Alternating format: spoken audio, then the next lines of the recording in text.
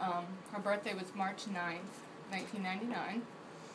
And I had started labor the day before she was born, and they did an ultrasound. I was measuring from, at the end, much bigger than, more pregnant than I was. Mm-hmm. And they had done an ultrasound. They gave me 3 shots of terbutaline to stop my labor. And they told me, first thing in the morning, go see my doctor. Well, first thing in the morning, my water broke. And, so I'm like, at 18, I didn't really know a whole lot of the logistics. Like, I'd taken classes and watched movies and stuff, but it's a lot different when you're actually going through it. So I thought I'd wet the bed. Right. And my stepmother was like, nope, you're in labor. You need to go take care of this. And we get to Brockton Hospital, and they said, there's something wrong with your baby. Like, we saw something, there's something wrong, and you need to go to Boston. And they told us while you were in labor at the hospital. Right. They wanted me to go see. Originally, they hoped my labor would stop and I could go to my doctor the next day, who could explain everything to me. Oh, I see. The day before, they had they felt something. They sent you home. Yeah, they sent me home. Oh, that was nice. Then we could have just admitted you, right? Oh, there's another doctor story. I'm going to get riled up, Christine. Oh, yeah. Well, they were hoping that, my water hadn't broke, so they were hoping it would stop. And so it went from scared being 18 and in labor to scared, what is going on? What is this going to entail? So I had the worst ambulance ride up to Beth Israel, and a whole team of people kind of met me, which made me even more nervous. And I had family members that came, to be supportive. And they did some more ultrasounds before I had her, and they explained to me that when they didn't know if she was going to come out breathing, because it was 6 weeks early. They weren't really sure to the amount of issues she was going to have, so they said, we're going to hold your baby up, and we're going to have a NICU team come, and, they might take her right away. So they, let's back up a little bit. So they saw the issue in the ultrasounds? Yes. The day before? The day before. I'm so upset right now that they sent you home when they saw there was a problem. They should have automatically took care. Like, you know what I'm saying? Well, got you up to a team. They were probably taking advantage of it because you were 18 years old. So I'll tell you, if that was and I'll tell you, if I found that out at my age, and so they knew about it before and they sent me home. Well, I don't think that they could have. Yeah, they would be. They couldn't have done anything while I was still pregnant, with her issues. I could have prepared you. Well, I guess that's what they were hoping my doctor would do. I don't know. It happened the way it was supposed to happen. Maybe maybe if I had stayed there, I wouldn't have been able to handle it. Maybe I would have been more scared, and it would have been complete anxiety. Everything happens the way it's supposed to, So, yep, I think I was in labor for about 12 hours, and she was born, and they held her up, and she screamed, and that was like, you were just kind of like, oh, okay, that's step one, and they kind of, there was more people in there. It was like, I don't know, like a show was going on, right. Considering I'd never, had any kids before, but they had to have all their proper teams, and they kind of whisked her off, and I ended up meeting with one of the doctors that night, who told me that she was going to be transported to Children's Hospital, and that she had issues with her bowels, and that, there was no openings, on her skin or anything like that. It was all internal.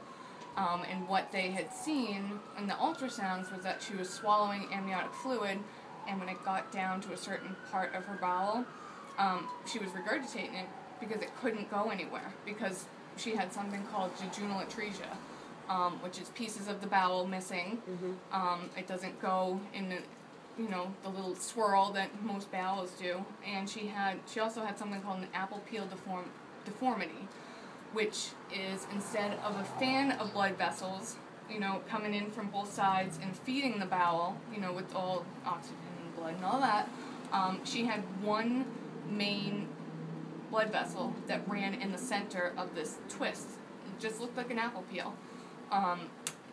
Some people can live with that, but where she had to have a lot of surgeries, their their major concern at that point was that she has surgery, she swells, and it kinks off that one blood vessel and kills her entire bowel. So that was like in the first surgery, that was like the major concern. And they couldn't find this out beforehand through other ultrasounds, just the one that you had at like, 7 months pregnant, 8 months pregnant? Yeah, they didn't notice anything before that. I mean, they noticed, I think, the appointment prior to the one, that I'd gone to, they were like, oh, you're measuring a little bit big. And they just figured, I mean, I gained weight. Like, I did not, I was not shy about eating. So I didn't think anything of it. And then when they noticed that the second time around, I think that I was in the process of, like, going back to the doctors that week, and then things kind of just happened. Wow. So they take her, so have they seen other children like this before, or was she kind of like one of the rare? No, they've seen, there have been cases at that point. I mean, this was a long time ago now, and I'm sure that they've run into way more. So it wasn't anything that they weren't accustomed to. Her gastroenterologist was like the best guy ever, and he was able to really explain it to us. I ended up staying in the hospital that night, and she went to Children's, to the NICU. The next morning, I got up, and I went over there, to be there when she was having her surgery. And he sat down with us, and I mean, we were young. That is actually, when you're a young parent, it's almost like you have to prove yourself before people give you any kind of real respect. And in that course of time, like, there are people that live far away that have babies in NICUs, or there are young parents that don't know, what's going on. They come in, they dress up their kid, and then they go home. We lived there. But this doctor really, like, he sat down, he got the board out, the dry erase board, and he drew whatever he could draw to get us to understand what was going on with her.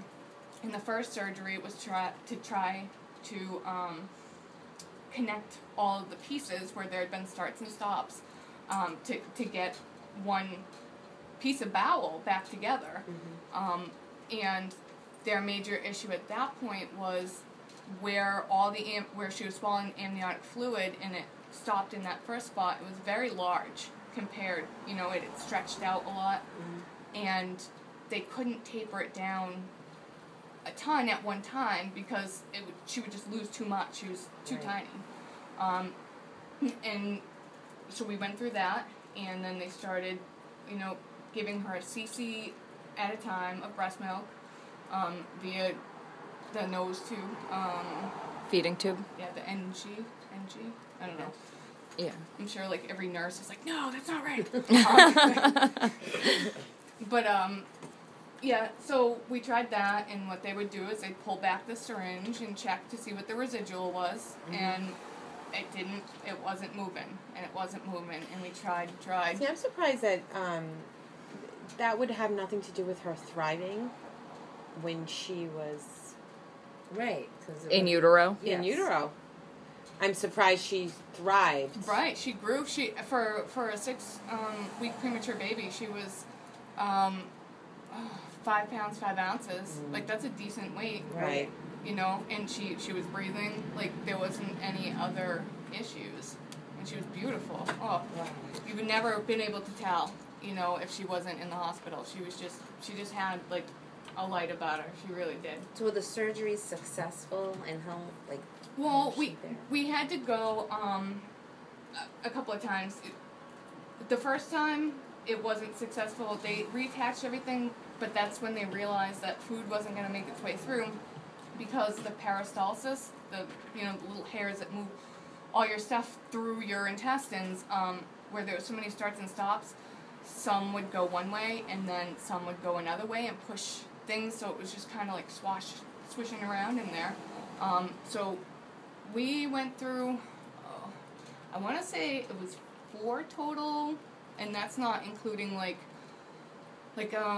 central line, which is considered like a smaller procedure, like major ones. She ended up coming home for 10 days one time, and we had